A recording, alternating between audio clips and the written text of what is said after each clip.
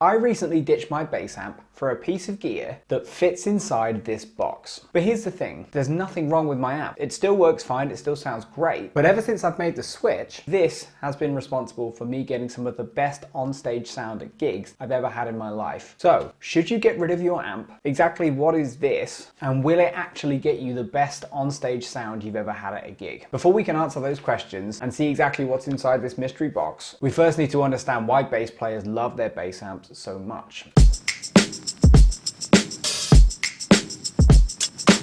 So by and large, bassists love their amps for two reasons. One, their amps help them sculpt and shape a great tone. But reason number two is that when you get on stage, you plug into an amp, you turn up the volume and you start playing notes. As the amp makes noise, you'll feel the speakers rumble and push loads of air around, which creates a physical feeling and physical sensation of loudness. They give our sound a lot of depth and a lot of presence. This is the most satisfying feeling in the world. However, it does come at a cost. Let's say you're on a gig and you bring a 4x10 cab. You're looking forward to playing and turning it up, but then you notice that there's two guitarists on the gigs that have also got 2x12 cabs that they want to turn up. There's a keys player that wants to turn that up. There's a singer that wants to turn themselves up so that everyone can get this physical feeling of loudness from their amps. What happens is that everybody on stage at your gig is really loud. The clarity of your sound gets lost and it becomes impossible for anyone to hear anybody. This is hardly ideal. Now, there are some workarounds. Some people like to use floor monitors and wedges. Personally, I'm not a fan because I think this is just the amp problem, but with floor wedges instead of amps. But what some people will do instead is they won't take an amp, they'll take a DI or they'll take a preamp, then they'll get all their level with in-ear monitors. Now at first, in-ear monitors might seem like the perfect solution. If you're not familiar with them, they're essentially these little headphones that fit over your ear like this and slot into place. And then you can get the sound of your bass or the sound of any other instruments like a drummer or a singer through them as well. You get clear audio, but there are some problems. First of all, if you're using a generic pair like these, they don't block out a lot of external noise. You could spend more money on a molded pair, which will block out a lot more noise, but the problem is that if you're using this as your monitoring and a DI to get your sound, you're not moving any air like an amp would. Now, all of this leaves bass players and musicians in general in a bit of a catch-22. On the one hand, they could use amps, get that physical feeling of loudness, but then get an incredibly messy onstage sound, or they could use traditional in-ears, get a great onstage sound, but then have a sound that moves no air, doesn't feel loud, and leaves them feeling cut off from the rest of the band that they're playing with and the audience they're playing for. This makes getting a great onstage sound nearly impossible, or it would do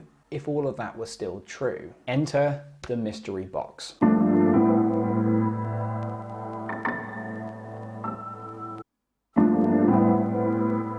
Now, the story behind the gear in this box actually starts with these molded in-ears. So these are actually my old pair of in-ears, and Christmas 2023 I was on tour with a theatre show when these died. I was looking around for a replacement pair and I got in touch with a guy called Miles Dakin who runs a company in the UK called Dakin Custom Audio. He invited me down to his London office where he was kind enough to use this weird like 3D gun thing to take like a 3D impression of the inside of each of my ears to get new molds. But after that we sat down and had a quick chat about how I felt about in-ear monitors. What I've said is exactly the same thing I've said here. I really like having the clear audio you get from them, but I do feel a bit removed because they don't feel physically loud. But then Miles explained why this was, and I was a little bit shocked. The reason is, with conventional in-ear monitors, you're actually only ever getting half your sound. So when we hear, it turns out our hearing is made up of two different things, and we hear those two things in two different ways. The first is through something called air conduction. Air conduction is where sound vibrations travel through the air and down our ear canal. This is what conventional in-ear monitors use. This part of the earpiece, which houses the drivers, which are essentially little speakers, push sound down your ear canal, and this gives you crystal clear audio quality. But the sound they give you does feel a bit uncanny because air conduction hearing doesn't provide the physical sensations of loudness. In other words, half your sound is missing. Now, the second type of hearing is something known as bone conduction hearing. Bone conduction hearing uses the bones inside your head and parts of your outer ear to help you incorporate sound information but also physical sensations into your hearing, which has been ingeniously utilized by the people that make the mystery box, Fur Audio. So after Miles had taken 3D impressions of my ears, he invited me to try out a load of different models, and the Fur Audio ones really stood out because they utilize both methods of hearing. hearing. So if we do a quick comparison to the old pair, both are made from custom molded shells to block out external noise. Both have got this earpiece which sends sound down the ear canal to give crystal clear audio, but that's where the similarities stop, because what Fur Audio also have is this. This feature is known as Fur Audio's Kinetic bass feature. And what these little Kinetic bass things are is that they are bone induction drivers, which replicate the second type of hearing, which is bone induction hearing. What this all means is the Fur Audio in-ear monitors combine air conduction style hearing to give you incredible clarity of audio, bone conduction style hearing to give you physical sensations of loudness, and those two things together give you a full, complete and present picture of the sound that you're hearing. All the low end that comes from your bass, that will come from the kick drum of a drummer, you can actually feel in your head, but you also still get the clarity of audio that you would get from using a DI and regular in-ears, and you don't make a mess of the onstage sound. In other words,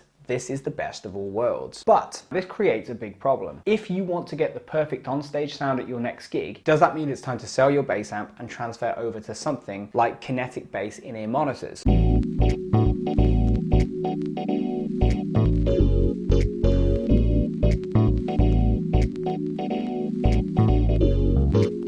I will be completely honest, tech like this was not cheap. So I went for the Xenon 6 models. They're by far the best in-ears I've ever used, and it's completely transformed my experience at every single gig. That's only been worth it for me because I make a living by doing gigs. If the type of gigs that you're doing are much better suited to amps, like playing in small clubs, perhaps it's not right for you, but I would make 2 points. If you are worried about the money, then you should know that this Kinetic bass feature that Fur have is used on a lot of their range. You could still get this Kinetic bass feature on one of the models that cost less money. But the other thing to remember is that this is technology, and the cost of making it is only ever going to come down. But Miles did tell me that a lot of bass players are going for models like this that have this Kinetic bass feature for exactly the same reason that I did. You get back a lot of that physical sensation of loudness that you would get from using a bass amp, but also you can have such a better onstage mix. See, I can have drums up loud, I can have bass up loud, I can have plenty of guitars, keys, singers, backing track, click, and I can get all of that sound that feels completely real, really immersive without having to cart around a really heavy bass amp. But that does bring up one question. Does technology like this mean that bass amps are dying out? To find out, click up here. If you've enjoyed, like, comment, subscribe, and I'll see you in the next video.